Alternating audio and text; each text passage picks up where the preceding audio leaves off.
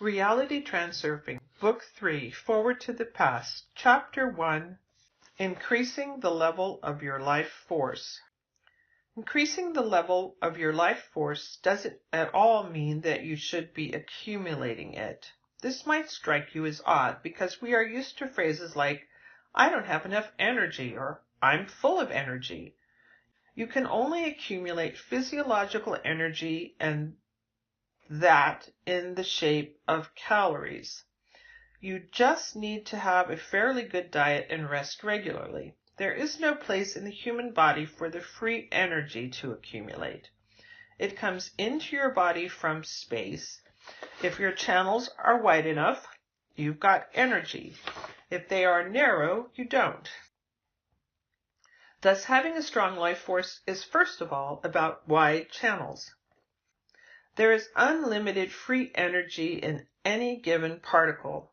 Take as much as you can carry.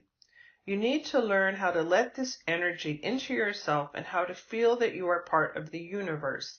It shouldn't be something you only do once. You need to always strive towards feeling as one on the energy level with the world around you. Man believes that if he will manage to accumulate a lot of energy, he will be strong and he will be able to achieve success. Accumulating energy this way is only a preparation for influencing the world by the power of internal intention.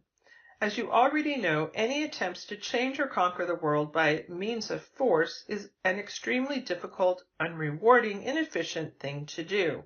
Consequently, it is extremely energy demanding. A man, when interacting with the world by the power of internal intention, is thinking too much of himself. In reality, he is just a drop in the ocean. External intention doesn't change the world, and it doesn't fight it either. In this world, it simply picks out what is required. There is no need for external intention to bargain for goods or to take them away from the shop assistants. In the space of variation, shop. For external intention to work, you do not need to accumulate energy. There is plenty of it everywhere anyway. We are literally swimming in it. Accumulating energy is the same as swimming in a lake and storing water in your mouth. Don't try to accumulate energy. Instead, let it pass freely through your body as two counter streams. From time to time, you may close these two channels into two opposite fountains. That is all you need to do. Don't strive towards becoming a lump of energy. Instead, imagine that you are a drop in the ocean. Accept and feel that you are one with the universe. You are a part of it. And then all of its energy is at your disposal. Don't store energy in your body. Instead, merge with the universe. Expand your energy sphere and dissolve it in the surrounding space while keeping in mind that you are a separate particle. Then, by merely moving a little finger of external intention, you will manage to do in a certain amount of time what could never be done with internal intention. I am talking about achieving your goal, and not the internal intention to punch someone in the face. Instant need can, in fact, only be satisfied by the power of internal intention. There will be enough free energy available if your energy channels are not too narrow. The narrowing of energy channels could happen for two reasons: due to toxins in your body and being in a constant state of stress. When there are toxins in the body, energy cannot flow freely. In stressful situations, the channels get even tighter. Short flashes of energy are often followed by prolonged periods of decline in energy. At periods like that, you cannot live a fulfilling, active life. Instead, you are dragging out a prearranged existence. As time goes by, energy channels shrivel more and more. This is due to the fact that as a man grows older, he stops developing. He enters an ordered life rhythm and basically stops working with the channels. You exercise the channels when you have to use intention at a maximum level.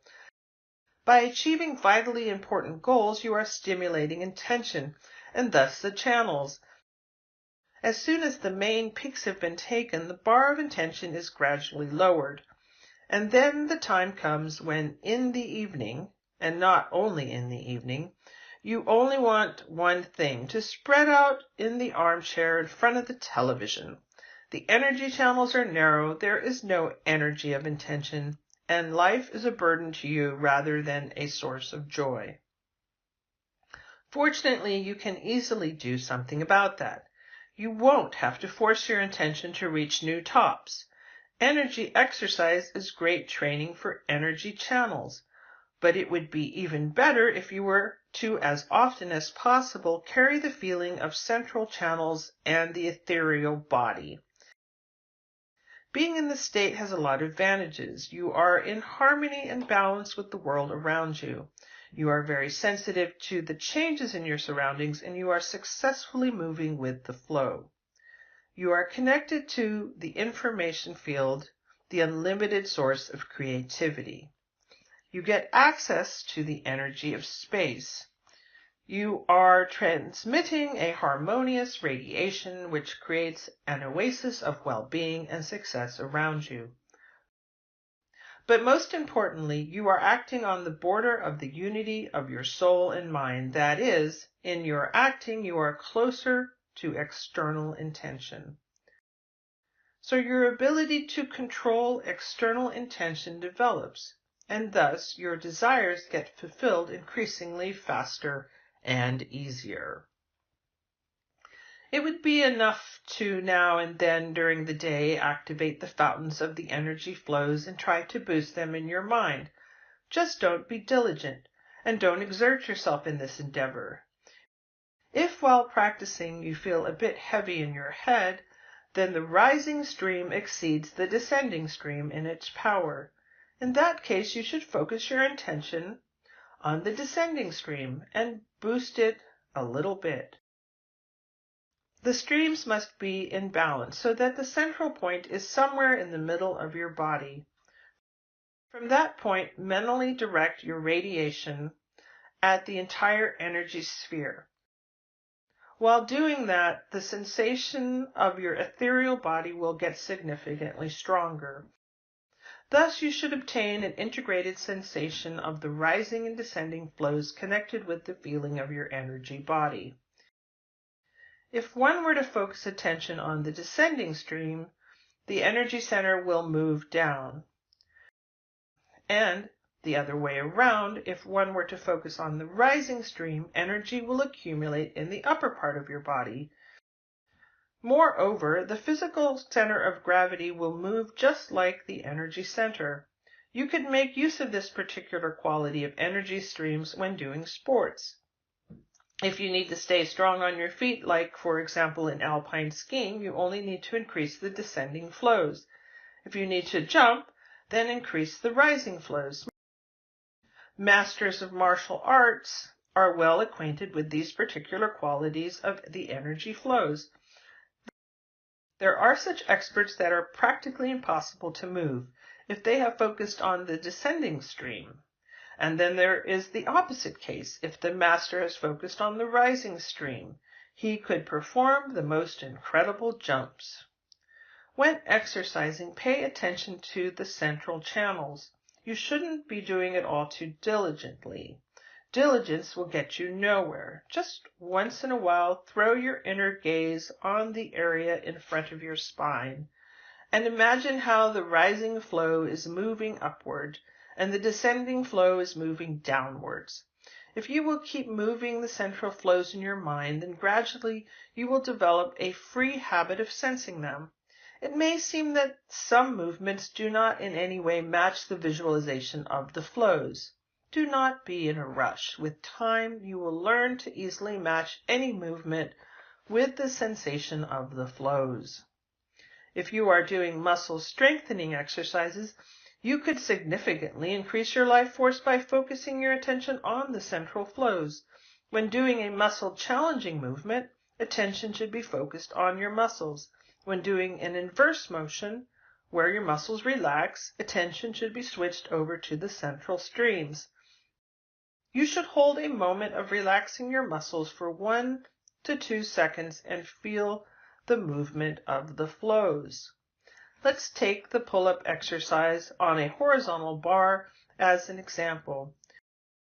At the start of the pull-up, you hold your breath, do the pull-up, exhale. Your attention is focused on your effort. Then, while going down, you inhale, the muscles relax, and your attention switches over to the central flows.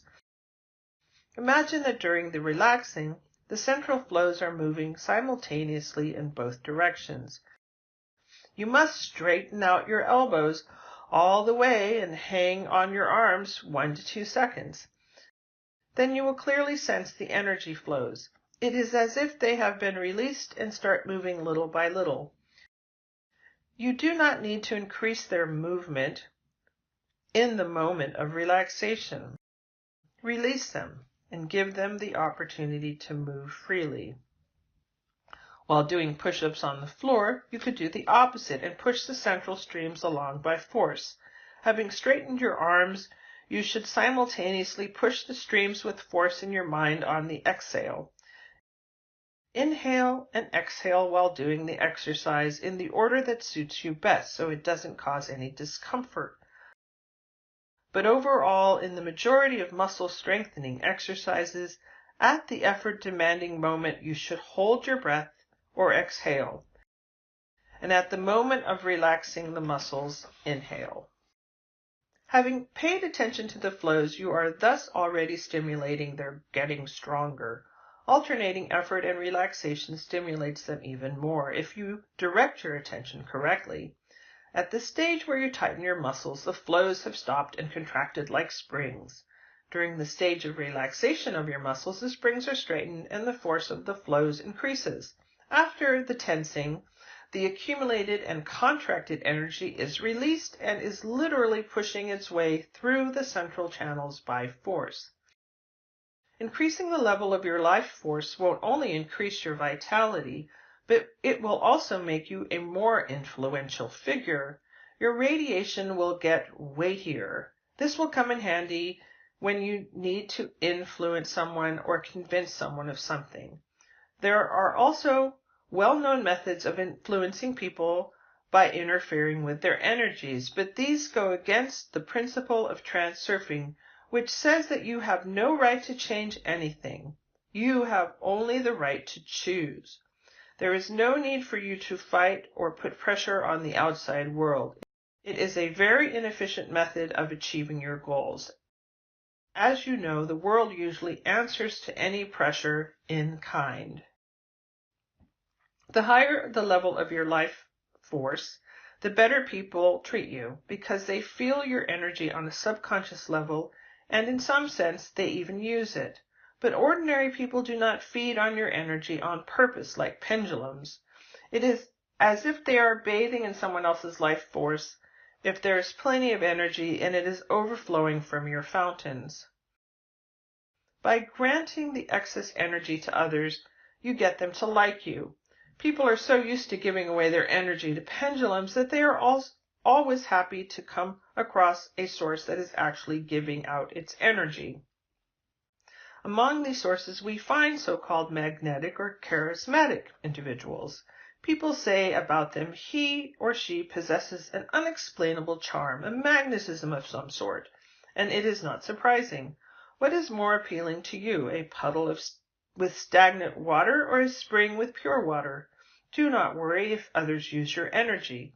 That small excessive energy that you give away to other people will only do well for you. Let's assume that you have a very important meeting before you. Abandon importance and activate your central channels. Let them gush forth. You will need much fewer smart words and convincing arguments. Just turn on your fountains. By attracting free energy and letting it pass through you, you are endowing people around you with energy. They will sense it on a subconscious level without even being aware of it. They will take a liking to you. The secret behind your charm will only be a mystery to them.